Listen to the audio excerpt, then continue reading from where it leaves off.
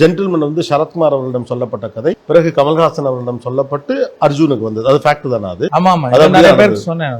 Doctor Rajasekar, Karthik, இன்னும் சில பேர் ஞாபகம் இல்ல, பல பேரை ட்ரை பண்ணிட்டு தான் கடைசியில அர்ஜுன் அவர்களுக்கு வந்தது. ஸோ அப்பவுமே கமல் சார், அப்ப ஆரம்பத்திலே நீங்க முதல் படமே கமல் சாருக்கு கதை சொல்லிட்டீங்க? இல்ல கமல் சாருக்கு சொல்லணுன்றது எனக்கு இது இல்லை. ஏன்னா அந்த அளவுக்கு நமக்கு வந்து போக முடியாது, அந்த அளவுக்கு நமக்கு தகுதி இருக்கா என்னன்னு தெரியாது. ஜென்டில்மேன் பண்ணிட்டு ஒரு சரத்குமாருக்காக ட்ரை பண்ணிட்டு இருந்தோம். அப்போ சரத்குமாரோடைய டேட்ஸ் வந்து ஒரு சிவஸ்ரீ பிக்சர்ஸ்ன்ற ஒரு கம்பெனி கிட்ட இருந்தது. அவங்கள்ட்ட போய் நான் கேட்டேன், இந்த மாதிரி சரத்குமார் டேட்ஸ் நான் ஒரு கதை சொல்றேன் கேளுங்க. கதையை கேட்டேன். கதையை கேட்டுட்டு நல்லா இருக்கு, இது நீங்க வந்து சரத்குமாருக்கு பண்ண வேண்டாம், கமல் சாருக்கு பண்றீங்களான்னாங்க. எனக்கு தூக்கி வாரி போட்டுச்சு.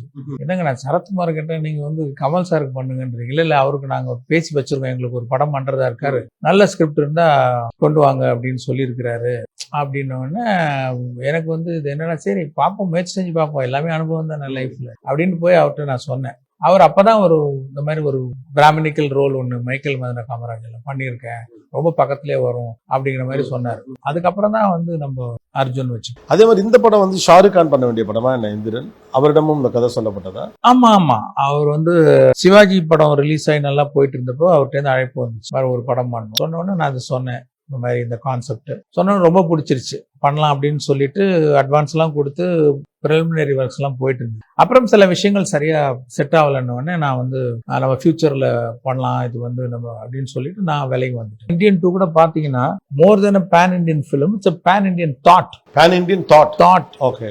அந்த தாட் கண்டிப்பா வந்து இந்தியாவில் உள்ள அத்தனை ஃபேமிலிக்கும் வந்து அது போய் சேரக்கூடிய ஒரு தாட். அதுவும் இல்லாமல் எல்லாரும் எங்கேஜா பார்க்கக்கூடிய ஒரு படமா இருக்கும் நான் நம்புறேன். ஆனா ஒவ்வொரு சிட்டிசனையும் வந்து யோசிக்க வைக்கும் படம் முடியும் போது. அப்படிங்கிற வகையில் இது ஒரு பேன் இண்டியன் தாட்னு சொல்வேன் நான். ஸோ உங்களை பொறுத்த வரைக்கும் உங்க தாட் ப்ராசஸ் எக்ஸிக்யூட் பண்றதுல தான் you want to be more then box office, அல்லது இதை வந்து நீங்க சொன்ன மாதிரி ஒரு பேன் இண்டியான்னா போனா அங்க அதுக்காக இதை செய்யணும் இதுக்காக செய்யணுங்கிற நெருக்கடி வந்துடும் அப்படின்னு யோசிச்சு. பட் இன்னைக்கு சினிமாவோட கிராஃப் அப்படி மாறி இருக்கிறது எப்படி நீங்க பாக்குறீங்க? இருக்கட்டும், அவங்கவுங்களுக்கு தோன்ற வழியில் அவங்க போறாங்க.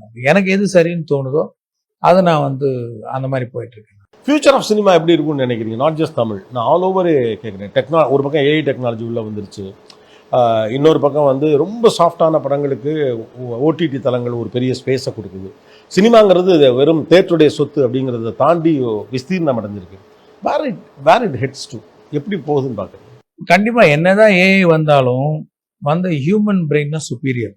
இப்போ அந்த ஏஐக்கு ஃபீடிங் கொடுக்கணும் பார்த்தீங்களா, உனக்கு என்ன வேணுன்றது, அதுக்கு ஒரு ஹியூமன் பிரெயின் வேணும் இல்லையா? எப்போவுமே இந்த ஹியூமன் பிரெயினுடைய இந்த கற்பனை வந்து அது வந்து யுனிக், அது எந்த ஏஐயாலையும் ரீச் பண்ண முடியாது அப்படிங்கிறதா என்னோட அபிப்பிராயம்.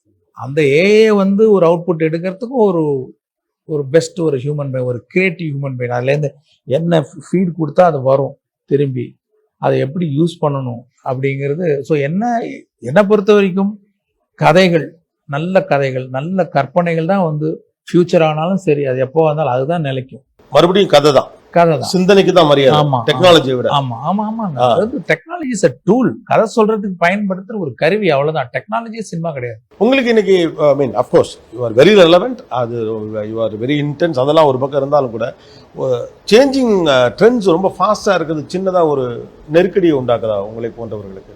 ஏன்னா முன்ன விட பாக்ஸ் ஆஃபீஸ் நெருக்கடி கூடின மாதிரி இருக்கு. நான் ஓவரால் பிக்சர்லேருந்து பேசுகிறேன்.